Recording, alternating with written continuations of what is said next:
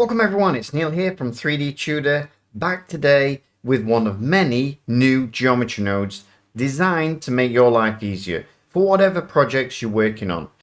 Now down below will be a link to the various sites where you can actually either purchase this geometry node, or even better, you can actually find on there images which show you how to build this exactly the way that we have. This will include the full geometry node setup and also the actual material, which is also a fairly complex shader. But if you're like me and you're pretty lazy, and I really am, then you can simply purchase a node from our Gumroad or other sites for a very small fee, and tips of course are always welcomed. So with all that said, let me show you how it works and what you can do with it. So first of all, this is what the geometry node actually looks like. As you can see, let's now just go to material so we can actually work with this. Let's actually turn these two interlocking links on, and this is what I've got set up for you. Now if we come to the geometry node which we've already put in, all then we have to do is press tab. We can come over to the left hand side and we can actually click on the draw button, and then I can simply draw out another node, and you'll notice wherever I draw the curve,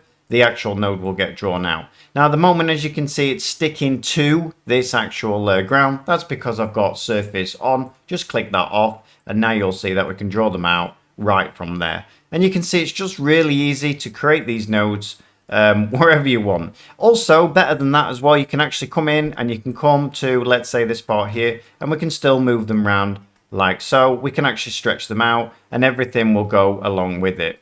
Better than that though as well, what we can also do is we can actually come in, we can bring in our own curve. So all we've done here, Shift A, brought in a path.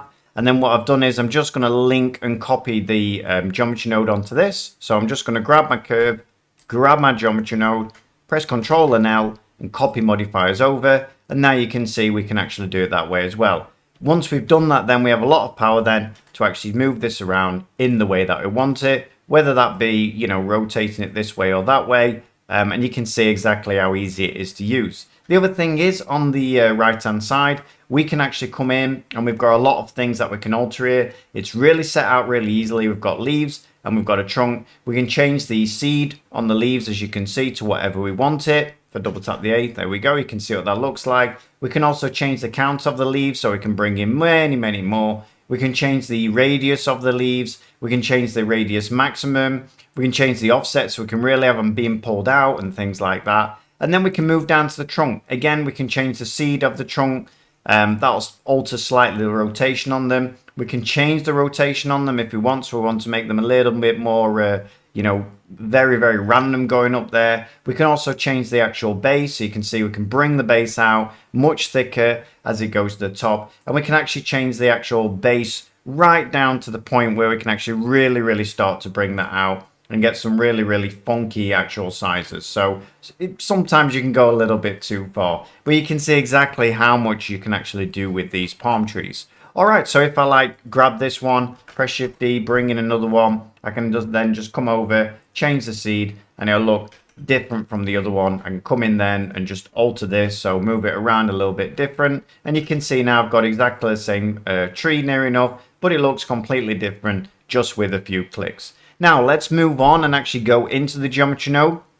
So I'm going to pull this up a little bit. And what I'm going to do is just show you how it's all set out. Everything is set out really neatly. You can see this is called leaf curve. So you can see moving forward, you can see how the planes are set out, align leaves, how they're all set out. And finally then up to the actual trunk.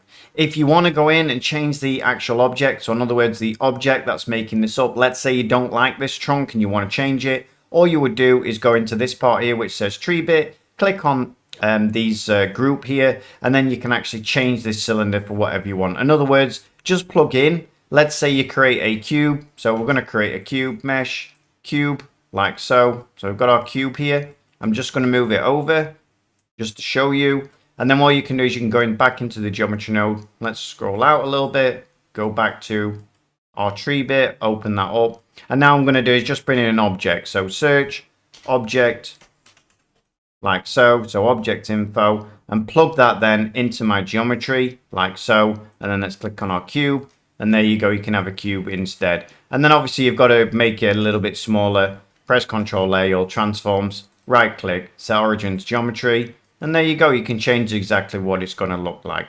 This is the leaf material setup. What I'll also do is, when you go to the links that are down below, I'll show you as well an image of how we set all this out. But you can see we have a lot of control over these leaves throughout here, including all of these little cutouts along here. You can actually change how they're cut out as well. And the same is the same for the trunk material. As you can see, also a really nice setup. So these setups, not only do you get your actual palm trees, you're also going to get your actual leaf and trunk material, which you can also use in your other projects, of course.